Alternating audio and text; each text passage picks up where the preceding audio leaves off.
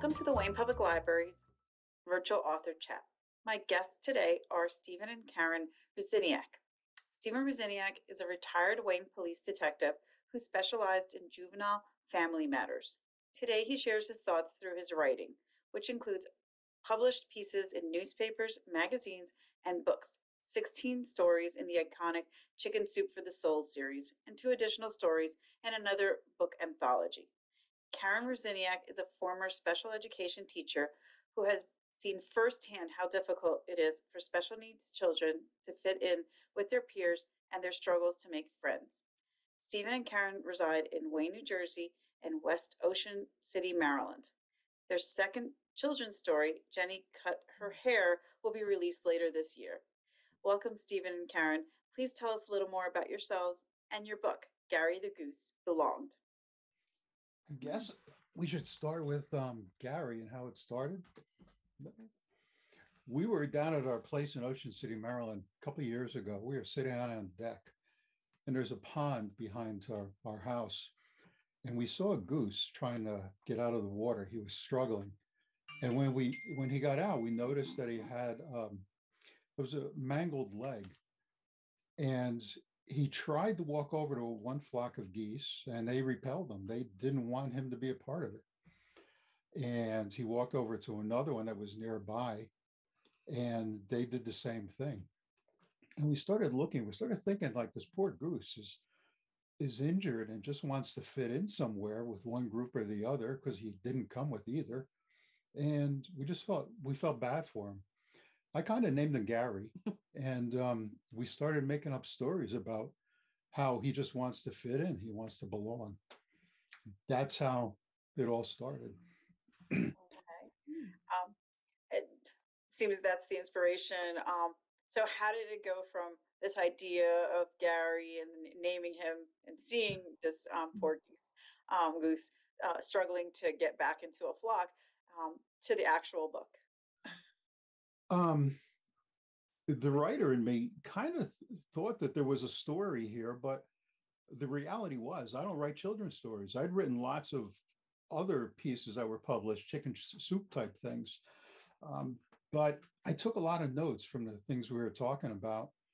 We had another couple down with us, Wayne and Jackie Potosinak. Jackie happens to be a teacher at Packanack. So when I started getting the idea maybe of a children's story between Jackie, who's a 3rd grade teacher, and Karen, who was a special ed teacher, we started talking about what it meant to fit in, and just trying to get along. So I made a lot of notes, and then the next day I tucked them all away, and that's where they sat for a year. Because after all, I don't write children's stories. But a year later, we happened to run into a very unique lady who, as it turns out, was an author.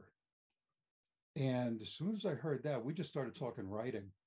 And later on, she showed me a book that she wrote, and we just sort of I was intrigued.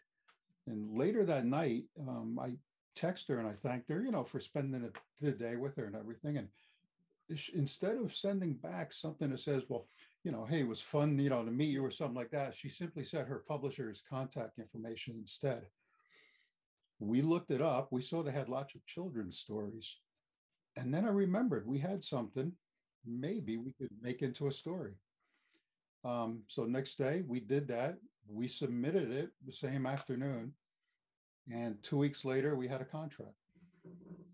Wonderful. So you had already written the story. What came first, the story or the picture? That was one of my questions. Oh, no. Well, Steve pretty much sketched it out at first. And then he sat with me and with our friend Jackie, and we talked about it from a teacher point of view. And we kind of tweaked it to be a children's story. And took it from there and kept editing it until we had a final product of what we wanted. So the actual text came first, and then it was absolutely the pictures. Okay. So we have the text all done. Now, when we received the contract and we're reading through it, it said that they had 25 illustrators on their staff. And we thought, wow, this is great. This is going to be easy. We're going to submit the words, the verbiage. They're going to, but then we thought, no, we don't want to use any of them because we know an illustrator who's phenomenal. And although the contract said they prefer their own, we decided we were going to have a little phone conversation with the publisher. And we did. And we said that if we had to use one of your illustrators, it's a deal breaker. We want ours. And our illustrator was my sister-in-law, Donna, who is phenomenal. She is versed in so many different artistic ways. We met with Donna. Oh, and they said it would be okay if we used their own. You know, we had to send them some samples. We met with Donna and we had some ideas, you know, for a particular scene on the pond or something. And we gave her like 3 or 4 ideas and she came up with all the illustrations in the book. So, I mean, she just went way beyond what we wanted and it was perfect. And they, the publisher loved it. So yay. Yeah. That is a yay. Yes. So just so I'm going to piece it all together. So you came up with the story, held on to it for a year. You spoke to the other author, and she provided you with the publisher. And at that point was when you wrote it. You wrote the context, the text, or you had it already written out. It was really in rough form, I guess, because I was really sort of taking notes and just getting some ideas. And if Karen or Jackie had told me an idea or a word or something, you know, that could relate to kids in elementary school, then I wrote that down. But after a day, I just tucked it away because, you know, we don't do children's stories. He doesn't. But when we found out about this publisher, it's like, well, let's try.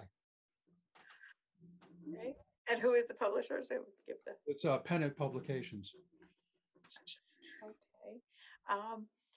And so, Gary, did you ever see the real Gary? Did you see him ever again?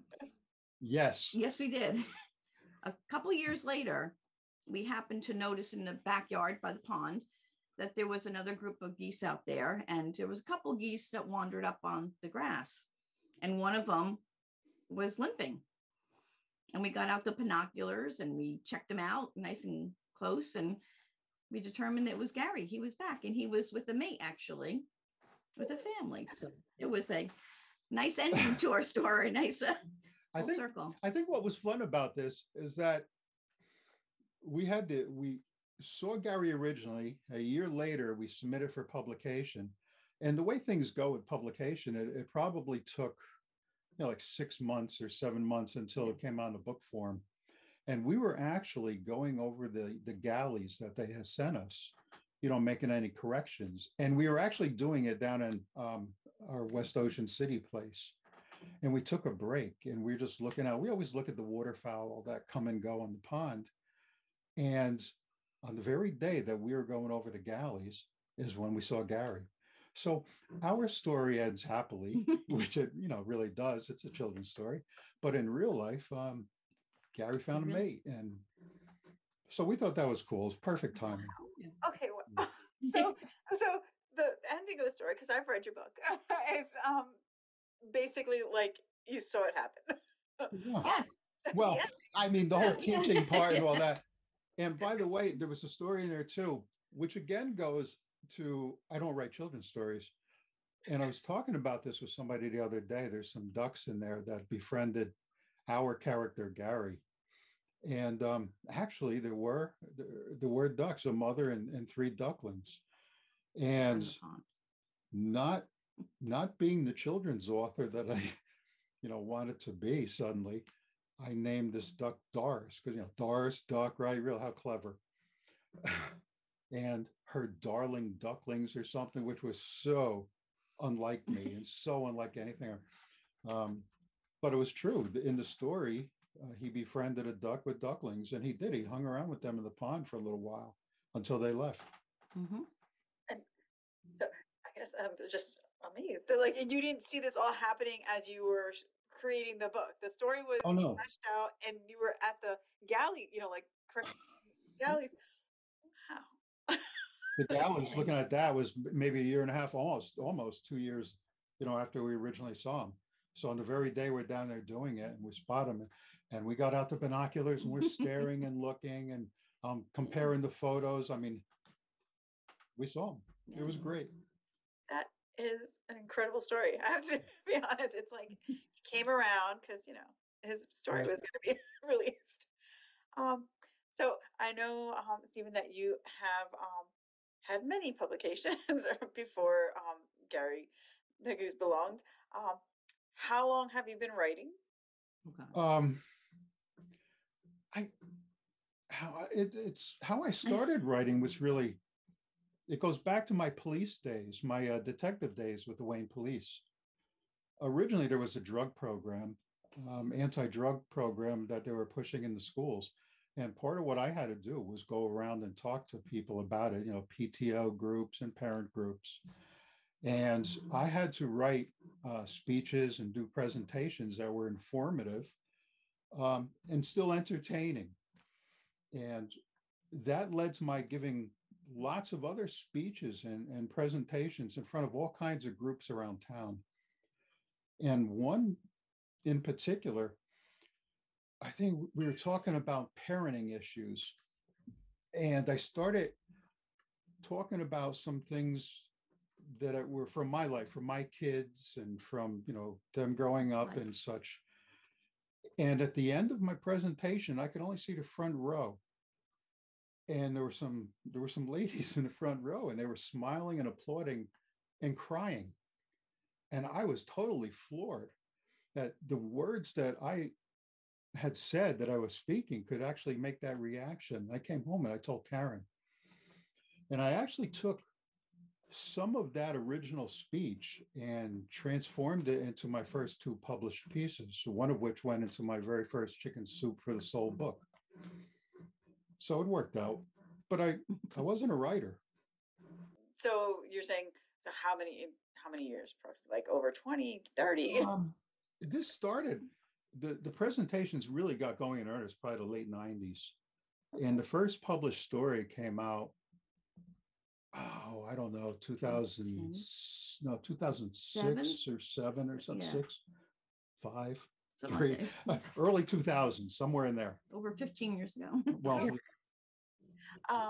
and did you like, I know the Chicken Soup for the Soul books, they tend to, like, what is the process of submitting for? Oh, okay.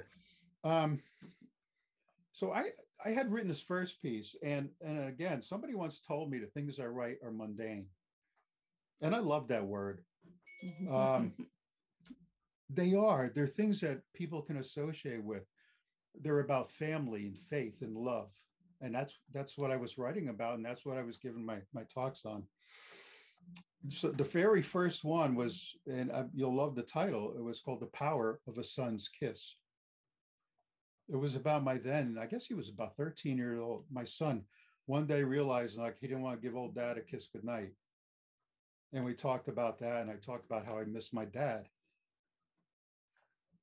And I thought maybe I could go somewhere with this story. It's a good news story about a father's son and about me and my dad. And I looked up Good News magazines and a writer's guide, and I found a couple, and I submitted it. And I got quick responses. One said, doesn't work for us. Another one came back and said, we like the style, but not the substance. And I'm thinking, well, maybe I'm the only one that likes these kind of things. But I had submitted to Chicken Soup, and Chicken Soup came back and said they wanted it. And I didn't know much about the process for submitting to Chicken Soup at the time. I didn't realize that there could be anywhere from 3,000 to 5,000 submissions for one book that contains 101 stories. So when I got into a Chicken Soup book, we had a party. I mean, I thought, this is it. This is never going to happen again. Also, that story was published at the time. There was a local parenting publication. It was called The Parent Paper. It came out of what's now Gannett, News and the Record. They published the story as well. And a few other magazines actually published. So that one piece was published 4 or 5 times. And I figured that was it. But then my second one that I wrote from the same speech got published. And that hit a magazine and such, and that was the beginning. And for writing, and it could be any of the variety of stuff that you've written for magazines, for newspapers, or Chicken Soup, even Gary book. What's the most difficult part of writing for you? Coming up with an idea, I guess, or where I want to go with it. Yeah. Ideas come from anywhere. I mean, Life. Yeah. My first story about my son kissing me goodnight. The second one was called Tracy's Kitchen Center. Remember those old Fisher Price kitchen centers that kids had? When my daughter was about 13, she decided it's time for this to go into a garage, sale. And when it didn't sell, it got put out for trash. And she said, oh, well, that was that. She really didn't care. I took it personally. This was my daughter, this was so important to her growing up. We had so many pretend meals and pretend cups of coffee and tea parties and things around this. So much of her life was tied up in that. She was throwing it out. I wrote a story about it. By the way, somebody did take it overnight, so it didn't get tossed. But those are kind of things that I'll write about. Karen and I dealt for a little while with infertility. That was a tough one, but I wrote it. Yeah. And it ended up in Chicken Soup and other places too. Mm-hmm. That is a topic that I'm sure that they would, like to have a good article or a good story to add. If they're looking for, there were some years where I submitted nothing to Chicken Soup because they put out the book that they want to come up with. It could be about father and sons or daughters, or it could be about dogs. And I don't look at what they're asking for and say, well, I think I'll write something for this. I think only once or twice did I write something contractually for a publication when I was asked to do so. Generally, it's like if I have something in my files that might fit, so be it. So I like the infertility one, I had written something about it and I had it tucked away because it was really too personal. And it was actually how a lot of our family members found out about it. Nobody knew. Mm-hmm. So, and it was interesting. The responses that we get for these things too are, well, I love it. Sounds like.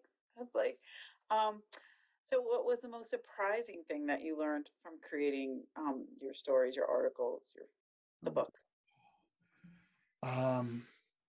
Reception from people? Yeah, I guess the response. The response, yeah. Even with the Gary story, it was just incredible to hear these things from the comments from people, saying how this is a story that's needed or it's such a good message. It was really a simple message. Everybody wants to belong. Inclusion is better than exclusion. That's it. No big, story, but kids were getting this and parents were getting it. Our son is the infertility thing worked out. We have 2 kids. Our son is an 8th grade teacher, and he was doing summer school and he's working with special ed kids. And he read the book to them and they were picking out all the messages in it and all the little things that our illustrator Donna had put in just, to catch people's attention. And he came back and we're just thrilled to hear the responses. Or when we get photos or things that are sent to us, right. And that in the Chicken Soup ones, again, it's the responses. I wrote one piece in particular. After my mom, she had fought a battle for about a year with cancer. And when she died, I think the thing about it was she had a dog that we really thought was going to die. Dog was 13 years old, suffering from all kinds of issues, and was her best friend. And we didn't think the dog was going to make it through the Christmas holidays. And on Christmas Day, Mom didn't feel good. We took her to the hospital. She's diagnosed with lung cancer. For the next 4 months, I was taking her for her treatments, and the dog held on. And every day when I brought her home, the dog would sit at her feet and, just, I'm here for you. And 2 weeks after her treatments ended, the dog passed away. And mom did good for another couple months, but then it came back, and it came back with a vengeance. And when she knew that it was over, she said her only request was that she be buried with her beloved dog.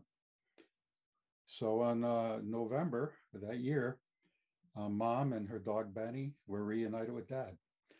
And I wrote a story about that just because it was such a, and I did it for my mom's friends and family. And I had posted it, I guess, I don't know if it was on my webpage or Facebook.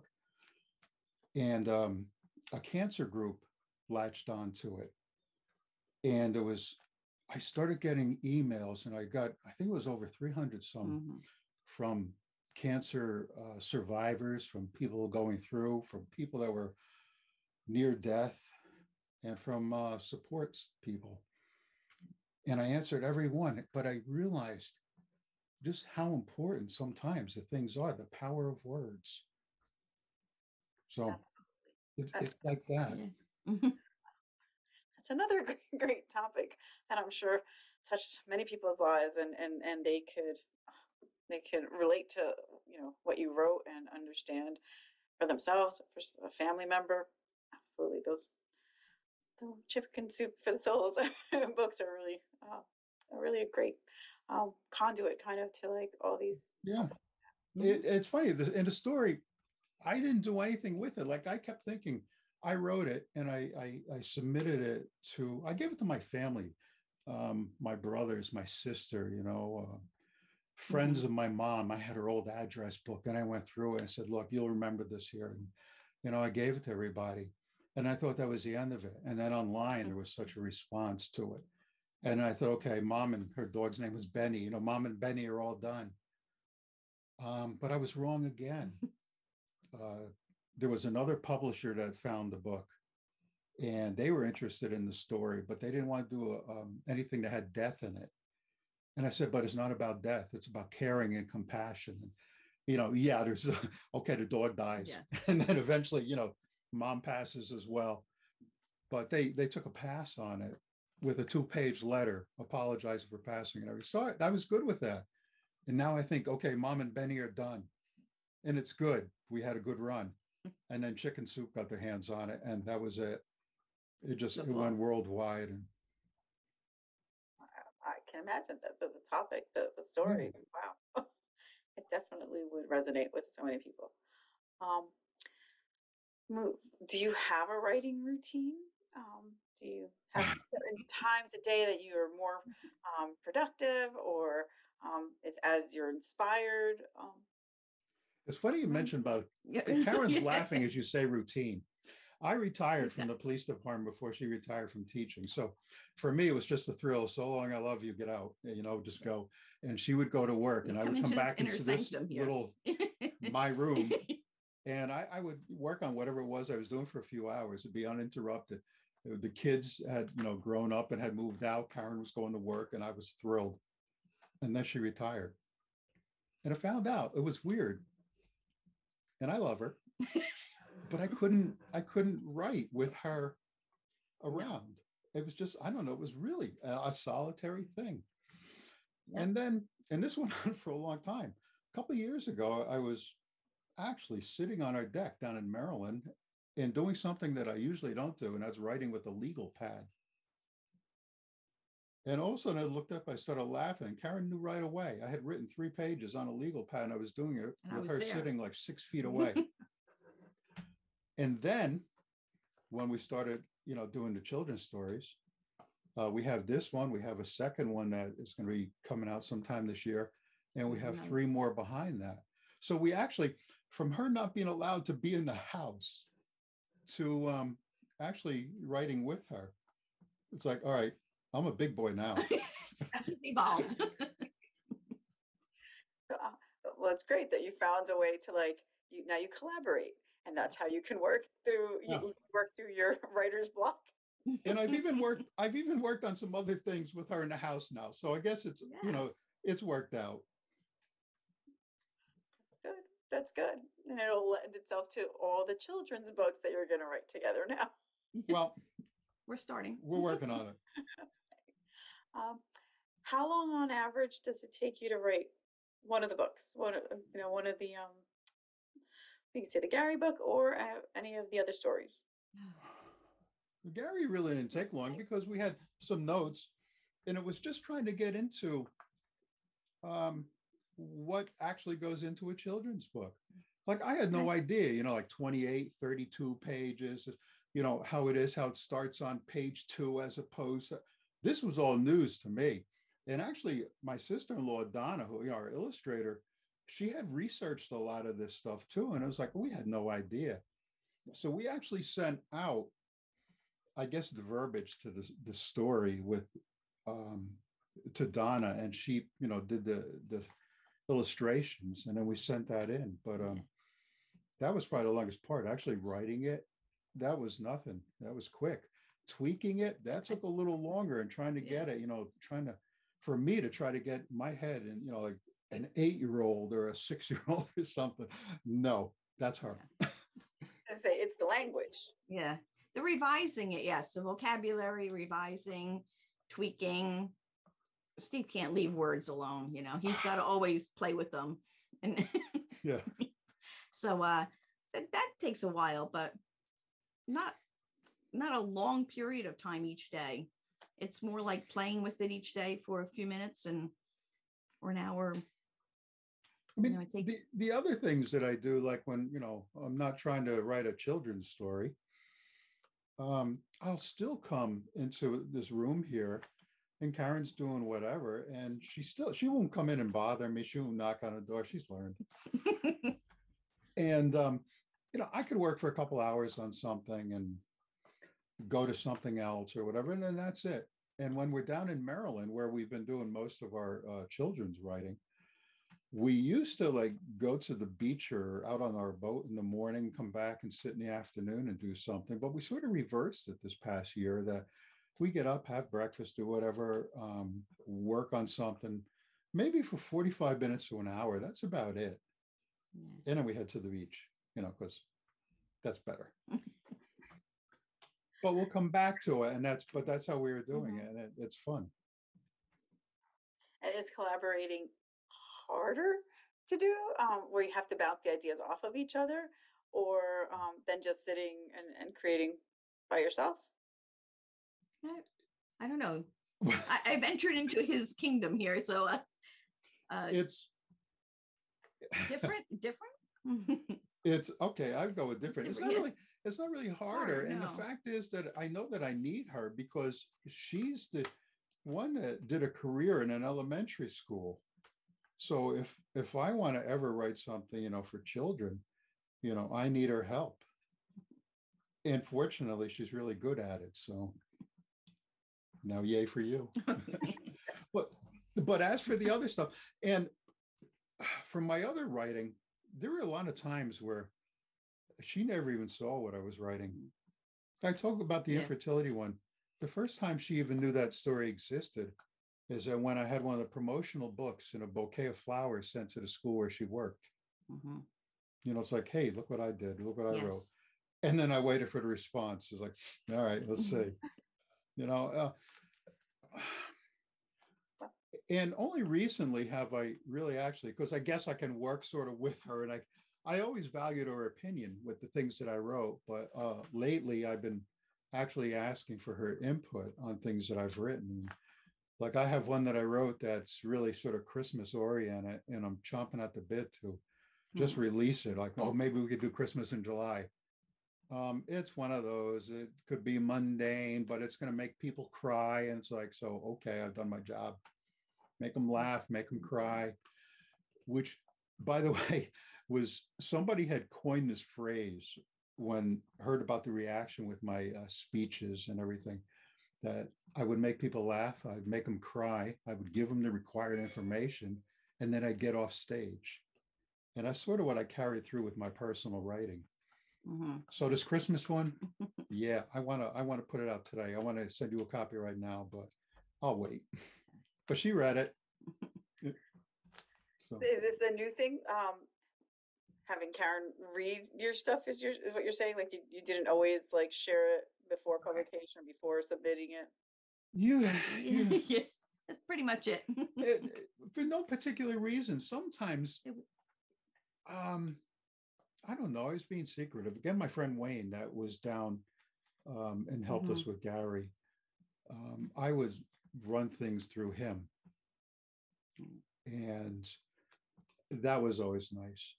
And it was always nice when well, it's gotten especially nice doing it through Karen, because here's somebody who's right here that if she thinks it sucks, she'll tell me. There's no sugarcoating.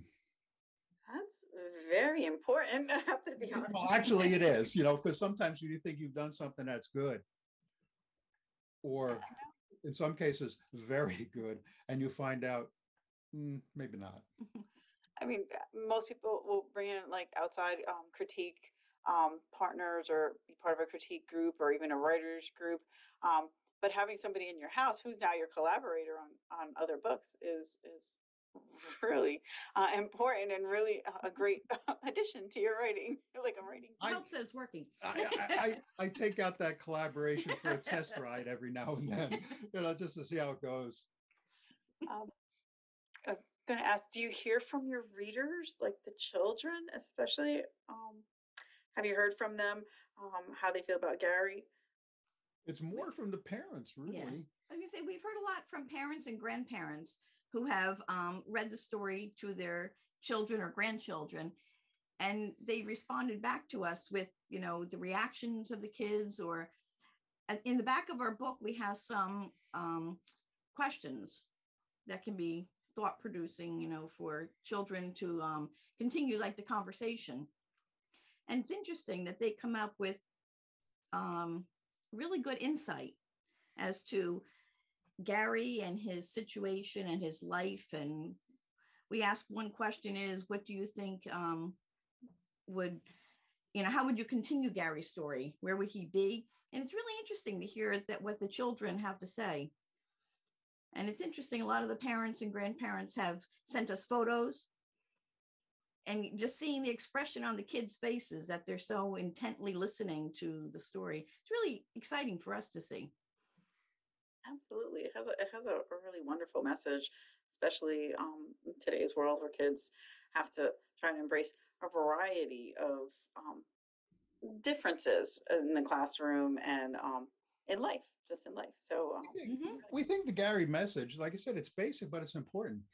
So when the book first came out, we offered it up to the Worcester County down in Maryland, where it came from.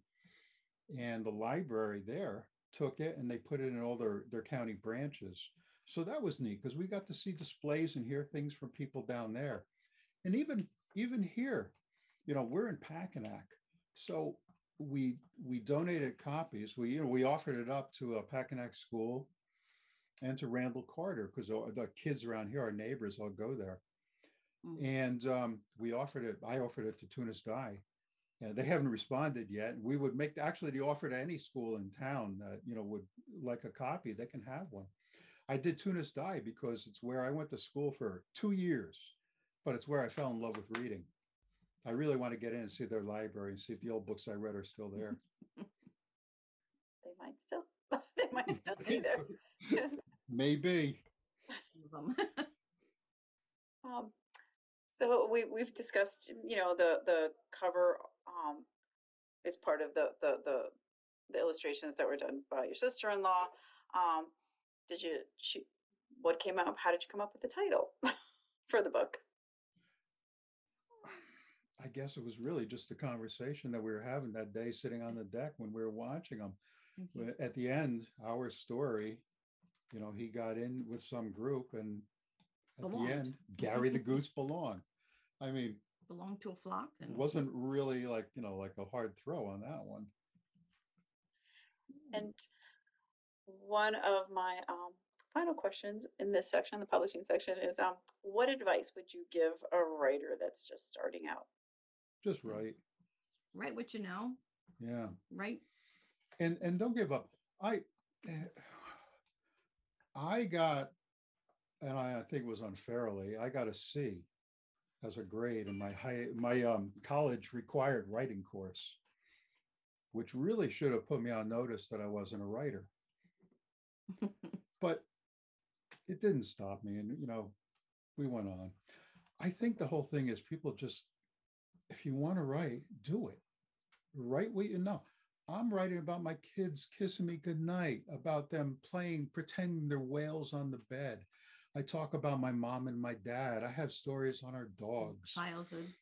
Childhood. I'm not real creative.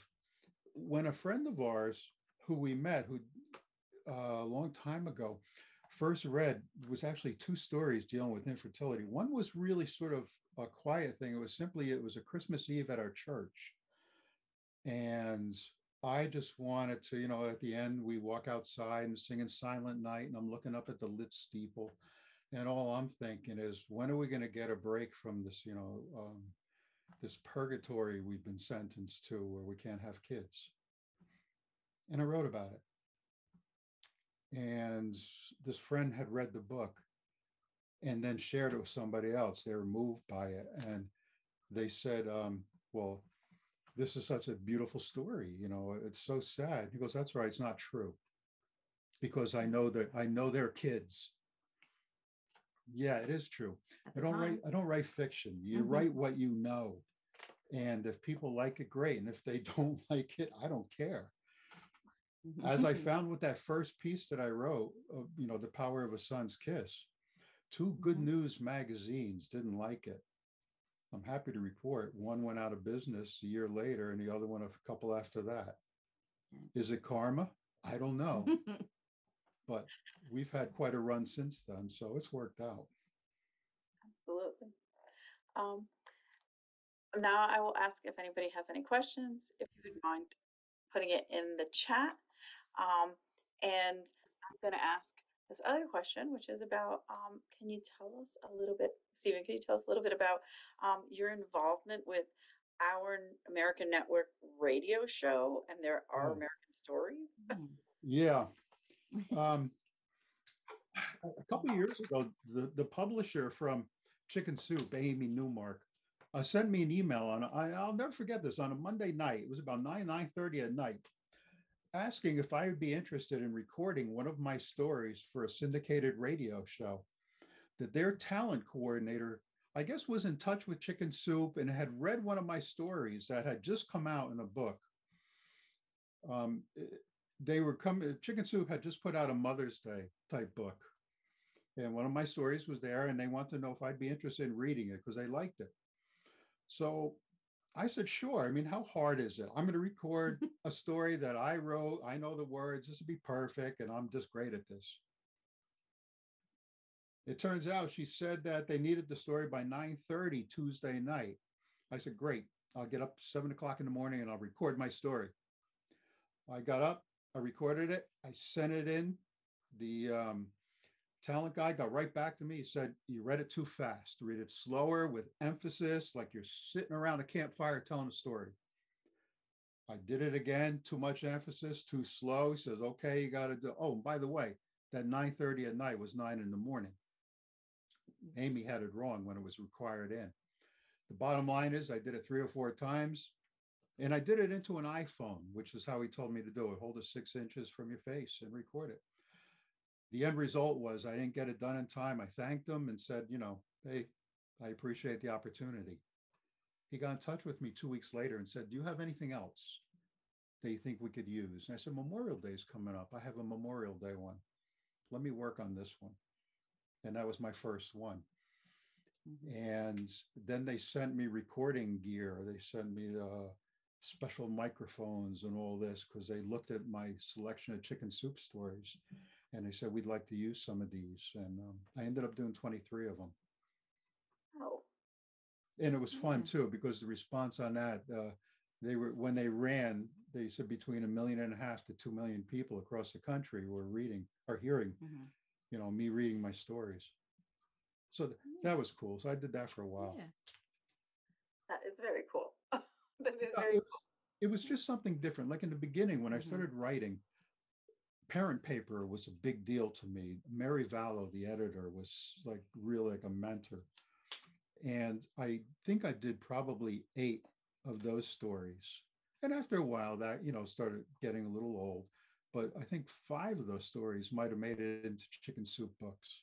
Mhm. And then I was doing magazines for a while. And then I said I got, and so doing the recordings and um, the podcasts and all, that was fun for a while. But, now children's stories, that's our new thing. But I throw in some of the other stuff in between. Like last week, I had another story come out in Chicken Soup. This So right here, selfless promotion. that's fine. That's fine. You can give the title, hold it up a little longer so everybody. That's right. I really Um, goofing there's there. a question from Julie. It says, this being your first children's book, how was the experience different than when writing for adult audiences? Really. Oh, well, I I write things that I want to know about, that I want to hear about. And I write for people my age. I write for, when I write about my kids, I write for other parents. When I write about my parents, which I have done 4 or 5 things, I miss them dearly. And when I write for them, about them, I'm writing for other people like me who miss their parents.